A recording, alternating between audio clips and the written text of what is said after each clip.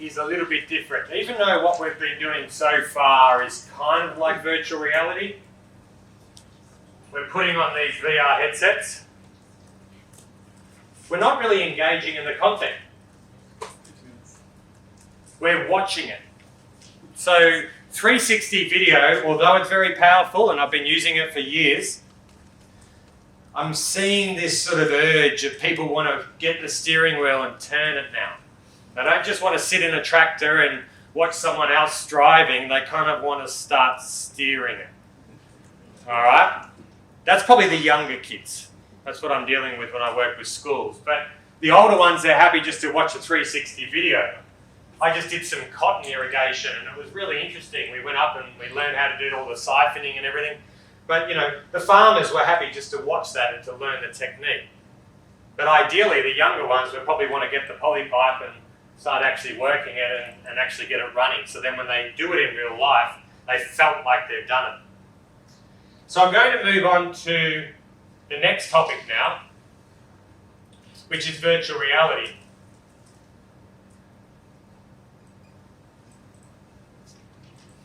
Before I do, Farm VR is an app that I have on the App Store right now. And if you want to get about 150 different VR experiences that I've been filming over the last year, you could download Farm VR on your phone right now, and you'll be able to start to watch the content to get some ideas. I'll be honest, some of it's quite embarrassing because I filmed it 3 years ago when I was just learning the technique. But some of the later stuff is quite good. The piggery one, for example, is quite good. We had an issue there with biosecurity. And so they wanted to bring people to their farm, but they couldn't. So we did a virtual reality experience to the farm. We did that as well with caged eggs. We just finished one with caged eggs. Exactly the same scenario. This stuff is amazing to tackle biosecurity and all those issues. But Farm VR is probably more designed for the classroom. But you might be able to watch a few experiences on that app and get a bit of an idea on some of the techniques. If not, you might even end up using some of it. I'd be more than interested in any feedback. If you say, Tim, are you ever going to film something about X? Maybe we could collaborate and I could come out and film it with you, or we could work together. I'm always open for those ideas.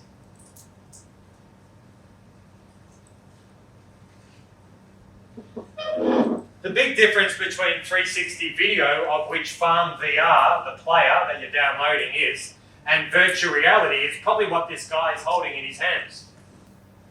This guy in his hands has these controllers. And I guess the biggest difference between 360 video and VR is I've got hands.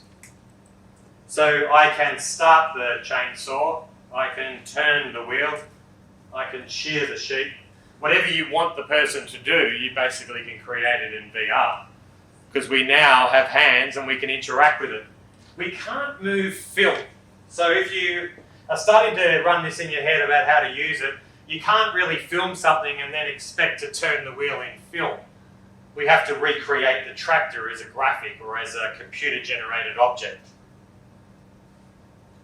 In this instance, we looked at this room, we did a 360 video of this room and a 360 photo of this room, but then the client said to me, Tim, I actually want to teach the kids how to do things. I don't just want them to watch it.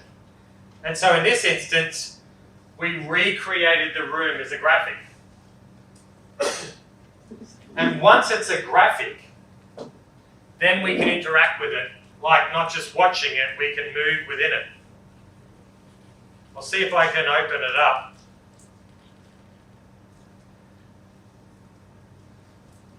Oh, another thing to note, you can also do this on the computer. It doesn't have to be in VR. As you'll see right here, this is just a website. So a lot of the things we create that we wanted people to do, we'll create it as a web module first, and then we port it over into VR once we're happy with it. And the client ends up using the web module on their website. Because not everyone has a VR headset, nor do we expect them to. In this case, this is a one for health training. Now I'll do my best. I am not the best at games on the computer, but I can move my mouse from side to side. And if I want to walk over, I just use the arrow key. See? And if I want to pick up this, looks like a thermometer, I just click on it, it tells me what it is, and then I have to walk over to this table and put it away. And so, there we go, sort of working. You're getting the idea. So now you can see the difference. I'm moving that, I'm doing that with my mouse. We've got some where they have to pick up maybe the OH&S issues. They have to click on things, they have to answer A, B or C. And what we're doing is tracking their results, and it goes into a database and tells the trainer that Sarah chose A, C and F. She took 14 minutes to complete the exercise, and we're starting to do this sort of training now in VR. So how does this look now off a computer and in VR? So I'd like to do that now, and I'm going to show you two apps today. Farm VR World. Now the good news is we can see what you're seeing. So in this instance, can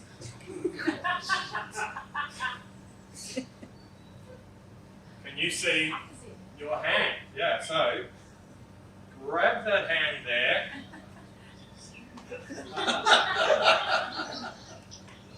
So you can see that, right?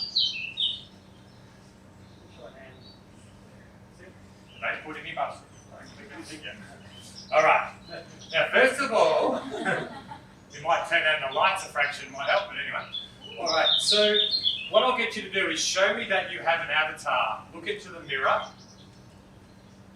And can you see that? Now, slow down. You can see an ugly guy with a beard. Yeah, that's right. That's my avatar that you are right now, right?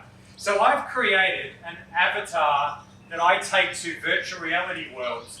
And if you can see, Nikki is logged in as me. It says you. But if you want to, Nikki, I think it's better. Can you use your finger here and select one of those other avatars?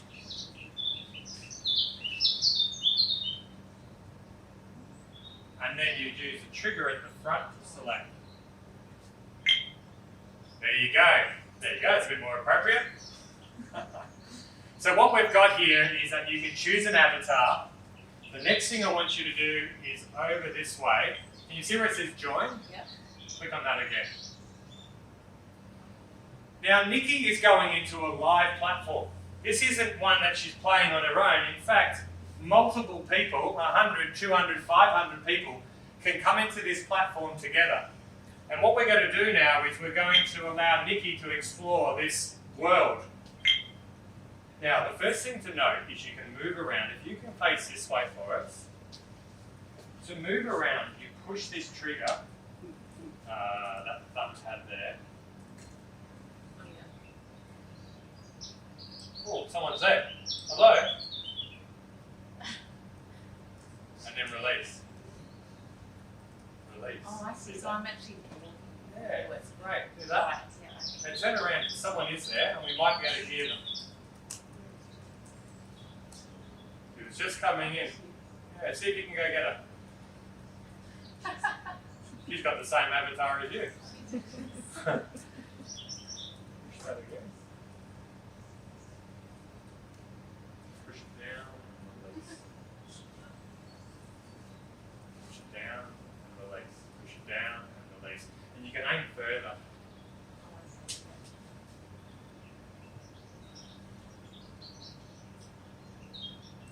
See if you can say hello to her, she can hear you.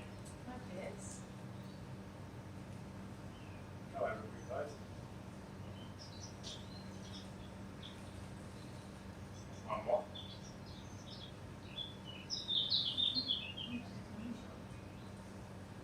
Oh, yes. So Jess, I don't know what's going on, I can see her playing around there. Jess is actually in Adelaide. And in real time, we can meet in these platforms. Now, for some reason, Jess can't hear us, but normally we can just have a chat. So Jess, give us a nod if you can hear us. Okay, Jess, can you do the hokey pokey and turn around? Rightio, so she can hear us. We can't hear her, you'll have to let her know. Alright? Sadly. I don't know why. Can you hear her in there by any chance? No. Okay. What I'll get you to do is to follow Jess, and she's going to take you to the wheat field that we took a photo of earlier. Jess, we'll follow you. This is Nikki. Hi, Jess. You follow her. Release. Release it. Try to get walk. That's it. And she's just gone over there. There we go. Now go over to the door. There, yeah. There. Yeah, now step into the wheat field. No, not that far. Oh, that's probably a bit far. Turn around this way, you'll see her. Here she comes. So what we're demonstrating here is that in real time we can go to 360-degree environments, and normally we would have a conversation about the paddock. And we can change the picture, Jess, to a forest, and we can then change the environment over time. So we might be able to look at spring, autumn, and winter. Go back inside the viewing booth, yeah. You're getting the hang now. And now look up and look around. And so as a result, now we're collaborating like never before. This was never possible. A few years ago, these sort of VR chat rooms started opening up, and I really wanted to leverage off that. So we'll come over here, and this is just a pretend one that we did for the sheep show, but I can pick up something now, see? And then I can come over, and I can start shearing the sheep. You want to go, Jess? No? I'll do that. Now, Jess, we might head over an artificially inseminated cow. How does that sound? So over here, I couldn't help myself. We've got Bessie, and we've got liquid nitrogen. We all know what's in there, so I click on this, and then I grab the little straw, and then I put it into the defroster. And right now, I'm using VR to learn the technique of defrosting sperm in this case, but I'm following the notes. Cut the sperm straw. And what I'm doing here, I'm just following the list. Insert the sperm straw into the catheter.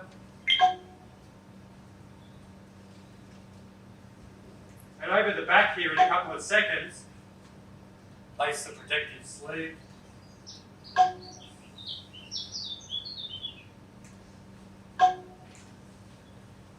Take the... Hey, Bessie. Now, for those that have done this in the real world, you know that you do need gloves. Oh, and lube.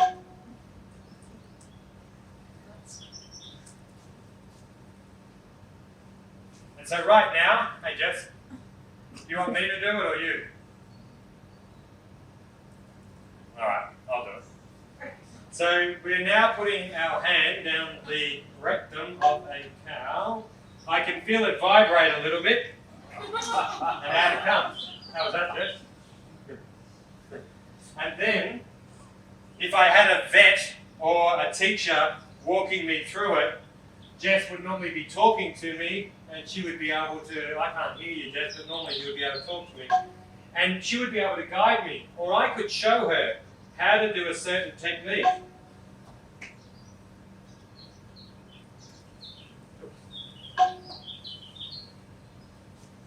And then when I get to the end, I keep pushing that one, sorry, Jess.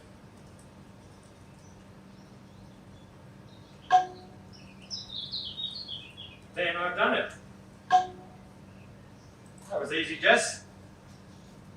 Yay.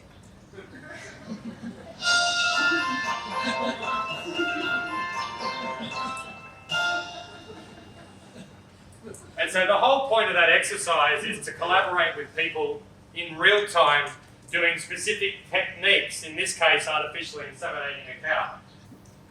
But what's pretty special about VR and everything that you've learned today, I want to show you one final app. It's called Google Earth. The photos that you learned to take this morning with your phone will end up being in this environment here. Can you guys see Building Earth? Yes. Right. Now in my hand I have all sorts of controllers, and I can go up and I can show the globe. And inside VR, let me tell you that it's a lot more dramatic than what you're seeing. But I can grab the Earth, and I can find anywhere I want in Australia, and then I can zoom down. In this case today, we're in Melbourne, and I believe we're somewhere, I don't even know, Campbellfield, Bundoora. Not going to bother. I was going to find out where we were. But if I click on here, I go down into a 360-degree view and I can fly through Melbourne. Now this is 3D rendered. So I kind of feel like I'm looking up at the buildings. But if I want to stand in front of the casino, I can see the casino as a 3D rendered object, and you guys might have done some 3D drone mapping. This is where this is heading. But if I want to actually stand, all I have to do is put this up to my face, and then I'm on the front. And what I'm doing is I'm accessing the network of 360 photos. And if I want to go out, I can. If I want to fly over to this part and stand on the other side, I just hold it up, and then I'm on the other side. Oh no, it's the same one.